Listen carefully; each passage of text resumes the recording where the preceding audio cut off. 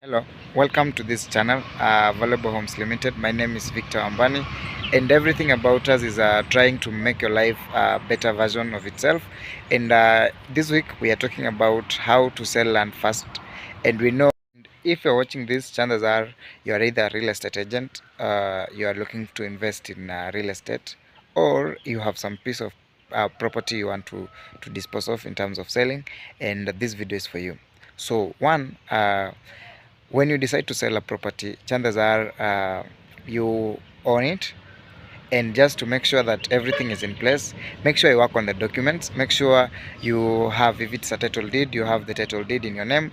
If it's land transfer, make sure that the plot number is reading you, so that now when you finally get a seller, it will just be a matter of transfer to that seller.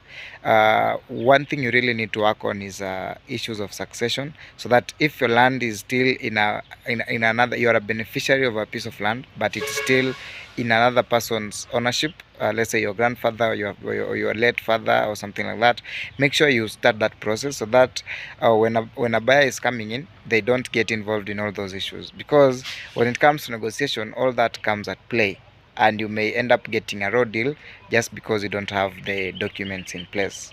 The other one, you really need to start shopping around in terms of finding out the properties in your area of the same size and location are going for, because you really don't want to end up shortchanging yourself in terms of underpricing, while properties in the same area are going for a higher price, or ending up overcharging, and then at the end of the day nobody buying it because they feel like you are too speculative. Your price is way higher than what it's supposed to be going for.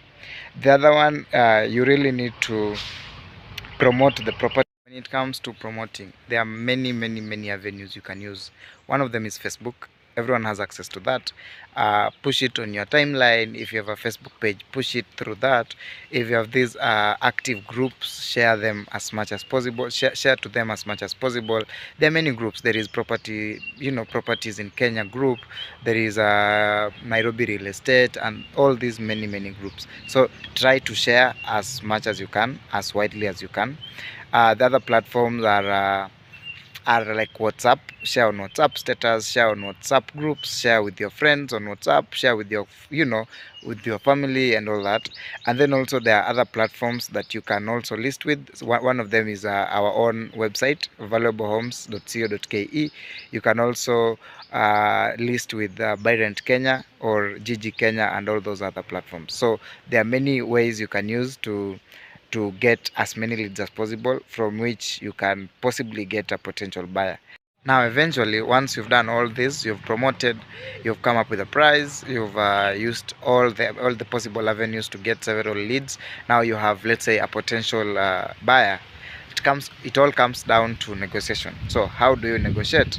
There are several ways. Ways you can do that, and possibly the most important thing is you really need to have as many things going for you, as many talking points going for you, that will help you now defend your price point.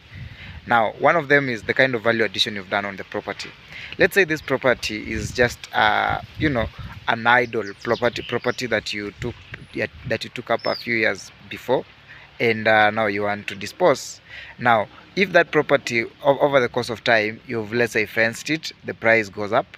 Let's say you've done the final electricity transmission is just now a matter of connection, the price goes up. Let's say you've drilled water on the property, the price goes up. Let's say you've done a perimeter wall, the price goes up. Apart from the value addition, now what is also necessary is the kind of pricing you have.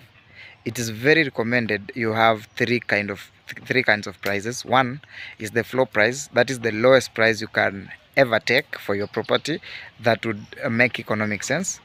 Another value is let's say a market price, which is more of a fair price, which would now be the price that such a property in the market is going for.